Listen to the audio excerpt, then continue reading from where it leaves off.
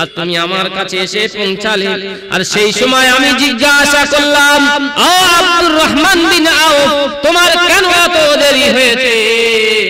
আব্দুর রহমান, তুমি তখন বললে যে আমার মাল ধন দৌলত এত বেশি হওয়ার কারণে আমি সেখানে হিসাব দিতে দিতে দিতে দিতে দিতে দিতে কোথায় থেকে খরচ করলাম, কেমন ভাবে উপার্জন করলাম, কেমন ভাবে উপার্জন করলাম, আর উপার্জনটা কোথায় খরচা করলাম, এই হিসাব দিতে দিতে দিতে দিতে দিতে দিতে আমি দেরি করে ফেলেছি। ইয়া রাসূলুল্লাহ, ইয়া হাবিবাল্লাহ। হযরত আব্দুর রহমান বিন আউফ রাদিয়াল্লাহু তাআলা আনহু সঙ্গে সঙ্গে ঝরঝর ঝরঝর ঝরঝর ঝরঝর করে কেঁদে কেঁদে কেঁদে কেঁদে আল্লাহর নবীকে বললেন, ইয়া রাসূলুল্লাহ, ইয়া হাবিব, গতকাল রাতের বেলা 100 খানা উট মিশার হতে এসেছে। ওই 100 খানা উট আমি মদিনাতুল মুনাওয়ারার সমস্ত ফকির মিসকিন ইতিমকে আমি দান করে দিলাম। একবার বলা যাবে না সুবহানাল্লাহ? কেন কেন দান করা হলো? 100 উট ব্যবসার জন্য, বাণিজ্যের জন্য আনা হলো, অথচ সেই 100 খানা উট সম্পূর্ণভাবে দান করে দেয়া হলো কেন? হযরতে আব্দুর রহমান বিন আউফ সেই সময় বলেছিলেন, ইয়া রাসূলুল্লাহ, ইয়া হাবিবাল্লাহ, আমি 100 খানা উট মিশর থেকে এনেছিলাম ব্যবসা করার জন্য, কিন্তু এই 100 খানা উট আমি দান করে দিলাম যাতে করে আমার হিসাবটা একটু নরম হয়, একটু হিসাবটা যেন নরমাল ভাবে আল্লাহর কাছে একদম সহি শুদ্ধ ভাবে যেন হিসাবটা দিতে পারি। একবার বলা যাবে না সুবহানাল্লাহ? ও মুসলমান, যার মাল বেশি সেই ব্যক্তি পড়বে ধরা খুবই তাড়াতাড়ি, আর যার মাল কম সেই ব্যক্তি পাবে ছাড়া খুব তাড়াতাড়ি। ও মুসলমান, মাল ধন দৌলত যত বেশি হবে আল্লাহর কাছে তত বেশি হিসাব দিতে লাগবে। সঙ্গে সঙ্গে দান করে দিলেন।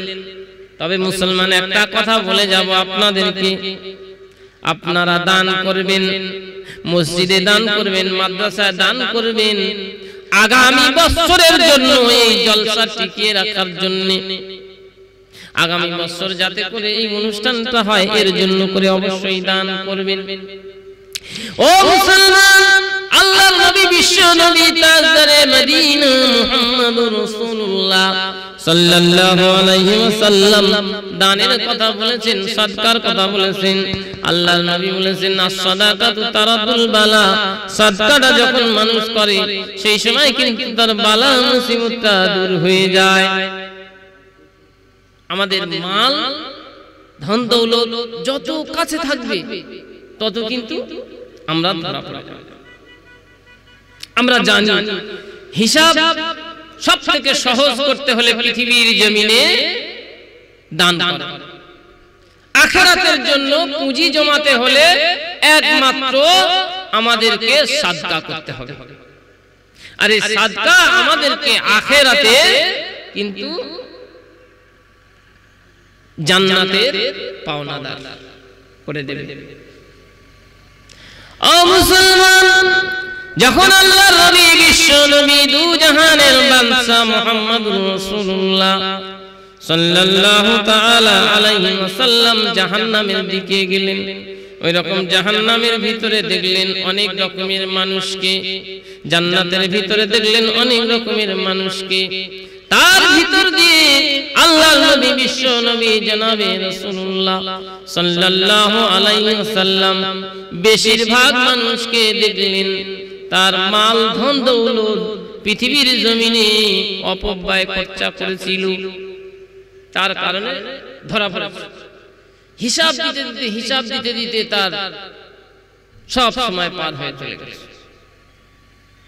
আপনারা এই সমস্ত ঘটনা নিশ্চয়ই শুনেছেন ইতিপূর্বে, কিন্তু আমরা যতটুকু মাল পৃথিবীর জমিনে আমাদের আল্লাহ দিয়েছে সেই মালের উপরে শুকর শুকরিয়া না করার কারণে আল্লাহ পাক বলছেন তোমার আযাবের ভিতরে গ্রেফতার করে দিলাম। আল্লাহ পাক কোরআনের ভিতরে আমাদেরকে জানিয়ে দিয়েছেন, খুব সুন্দরভাবে জানিয়ে দিয়েছেন, লা ইন শাকারতুম লাযীদান্নাকুম ওয়া লা ইন কাফারতুম ইন্না আযাবি লাশাদীদ। আল্লাহ পাক রব্বুল আলামিন জানিয়ে দিলেন, তোমরা যারা মাল ধন দৌলতের শুকরিয়া আদায় করেছো, তোমাদের জীবনের শুকরিয়া আদায় করেছো, আমি আল্লাহ তোমাদেরকে জান্নাতের দিকে, আমি তোমাদেরকে রহমতের দিকে আমি পরিচালিত করলাম, অর্থাৎ তোমাদেরকে বাড়িয়ে দিলাম। বাড়িয়ে দিলাম বলতে আমাদের রহমতের দিকে আল্লাহ বাড়িয়ে দিলেন। ওয়ালা ইন কাফারতুম, আর যে ব্যক্তি ইনকার করলো আমার রহমতের উপরে, আমার মাল, আমার যে সমস্ত সারা পৃথিবীর জমিনে আমি তার জন্য সব কিছু নিয়ামত দিলাম, এই নিয়ামতের নাশকরি করলো, ওই নিয়ামতের উপরে সে কখনো আমার প্রতি সন্তুষ্ট হয় নাই, আমি আল্লাহ তাকে আযাবের মধ্যে গ্রেফতার করলাম। এই নাশকরির কারণে একজন নবী আরেকজন নবীর স্ত্রীকে ছাড়ার কথা বলে দিলেন। আমরা ইতিপূর্বে ঘটনা শুনেছি। আর এই শুকরিয়ার কারণে একজন নবী আরেকজন নবীর স্ত্রীকে রাখার কথা বললেন। আর এই শুকরিয়ার কারণে আমরা হজ মুবারক যেখানে করতে যাই, সেই মক্কাতুল মুকাররমা কাবা আজ পর্যন্ত জিন্দা হয়ে গেল সেই শুকরিয়ার কারণে। আর সেই যে জমজমের পানি আমরা পান করি, এই জমজম শুধু শুকরিয়ার কারণে আল্লাহ পাক কিয়ামত পর্যন্ত বাড়িয়ে দিলেন। একবার বলা যাবে না সুবহানাল্লাহ? ওই জন্য আল্লাহ পাক রব্বুল আলামিন কোরআনে জানিয়ে দিয়েছেন, লা ইন শাকারতুম লাযীদান্নাকুম ওয়া লা ইন কাফারতুম ইন্না আযাবি লাশাদীদ। হঠাৎ করে হযরত ইব্রাহিম খলিলুল্লাহ, আল্লাহর নবী ইব্রাহিম নিজের সন্তান হযরত ইসমাঈলকে নিয়ে হাজেরা বিবির কোলে দিলেন। হাজেরা বিবির কোলে দিয়ে বললেন, ও হাজেরা, চলো চলো তোমার সন্তান নিয়ে চলো। আল্লাহর নবী ইব্রাহিম নিয়ে মক্কাতুল মুকাররমায় জনমানবহীন প্রান্তরে একেবারে মরুর বুকে সেখানে বসিয়ে দিলেন। গোটা কত খেজুর মাত্র দিয়েছেন, খেজুরের একটা পুটলি দিয়ে এবং এক মেসকো পানি, 1 গ্রাম পানি দিয়ে বললেন, এখানে তুমি বসে যাও, এখানে তুমি থেকে যাও। হযরত হাজেরা বিবি সঙ্গে সঙ্গে সেখানে বসে গেলেন। হযরত ইব্রাহিম আলাইহিস সালাতু ওয়াস সালাম যখন চলে আসছেন, পিছন পিছন ডাকে, স্বামীনি তুমি চলে যাচ্ছ, কবে আসবো জানি না, এই জনমানবহীন প্রান্তরে আমাকে বসিয়ে দিয়ে চলে যাচ্ছ। হযরত ইব্রাহিম খলিলুল্লাহ কথা বলছেন না। আল্লাহর নবী খলিল যখন কথা বললেন না, বিবি হাজেরা বললেন, আমার স্বামী, তবে কি এটা আল্লাহর হুকুম হয়েছে তাই তুমি আমার এখানে রেখে যাচ্ছ? হযরত ইব্রাহিম নবী বললেন, হ্যাঁ, সেই জন্য করে তোমাকে এখানে রেখে যাই। একদিন যায়, দুদিন যায়, একদিন যায়, দুদিন যায়, যেতে যেতে যেতে যেতে খেজুর খায়, পানি খায়, খেজুর খায়, পানি খায়। যখন খেজুর পানি খেতে খেতে খেতে খেতে শেষ হয়ে গেল, তখন নিজের স্তনের দুগ্ধটা শেষ হতে লাগলো। সন্তান তখন ক্ষুধার কাতরে, ক্ষুধার যন্ত্রণায়, পানির পিপাসাতে চটপট চটপট করতে লাগলো। হযরতে হাজেরা বিবি তখন ভাবলেন, পানির কারণে, খাওয়ার খাদ্যের কারণে আমার দুধের সংকট এসে গিয়েছে, স্তন শুকিয়ে গিয়েছে, একটু পানির তালাশ করতে হবে। ওই জন্য করে সাফা আর মারওয়া, সাফা আর মারওয়া, সাফা পাহাড়ে গেলেন পানির জন্য সন্তানকে রেখে, আবার মারওয়া পাহাড়ে গেলেন, সাফায় আর মারওয়া পাহাড়ে এদিক ওদিক এদিক ওদিক করতে করতে দৌড়াতে দৌড়াতে আল্লাহর নবী হযরতে হাজেরা বিবি দৌড়াতে দৌড়াতে দৌড়াতে দৌড়াতে 7 বার যখন দৌড়ানো হয়ে গেল সঙ্গে সঙ্গে আসমানের দিক থেকে কি আওয়াজ আসে সাহায্য সহযোগিতা করার জন্য। আনকমপ্লিট কথা শুনতে পেয়ে হযরতে হাজেরা বিবি বললেন, কে আমাকে উপকার করতে চাও একটু আগিয়ে এসো। যখন আগিয়ে আসলো দেখতে পাচ্ছেন নিচে একটা ফেরেশতা দাঁড়িয়ে, তার হাতের দ্বারা বাজুর দ্বারা মাটিতে মারতে মাটির ভিতর দিয়ে পানির ফোয়ারা উত্থাল উঠতে লাগলো। সঙ্গে সঙ্গে হযরতে হাজেরা বিবি সেই পানির কুয়ার চারিদিকে 4টি পাথর দিয়ে দিলেন। পাথরটা দেওয়ার সময় শুরু বলেছিল জাম জাম জাম জাম। যখন ওই পাথরগুলো দিয়ে দিয়েছে সঙ্গে সঙ্গে ওই জমজম কুয়ার পানিটা স্থির হয়ে গিয়েছে। যদি না ওই পাথরগুলো দেওয়া হতো তো কিয়ামত পর্যন্ত পানি উঠতেই থাকতো। আর ওই পাথরগুলো দেওয়ার সময় জাম জাম করে যে দেওয়া হয়েছিল, ওই জাম মানে থেমে যাও, স্থির হয়ে যাও, তো সেই সময় পানিটা স্থির হয়ে গিয়েছিল।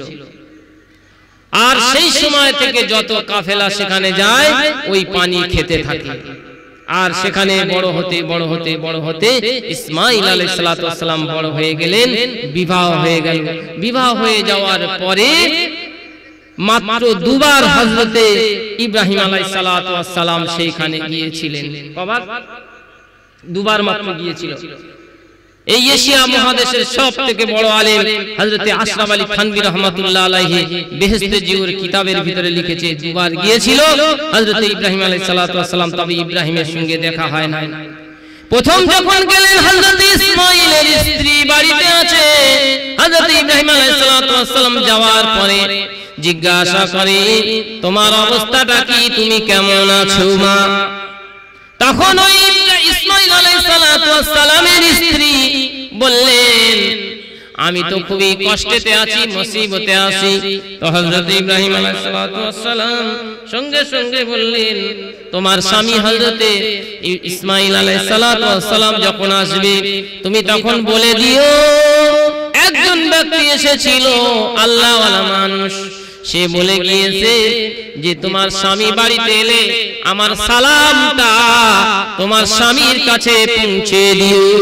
আমার সালাম তার কাছে পৌঁছে দেওয়ার পরে বলবে তোমার দরজার চৌকাঠটা যেন খুব মজবুত করে যত্ন সহকারে রেখে দেয়।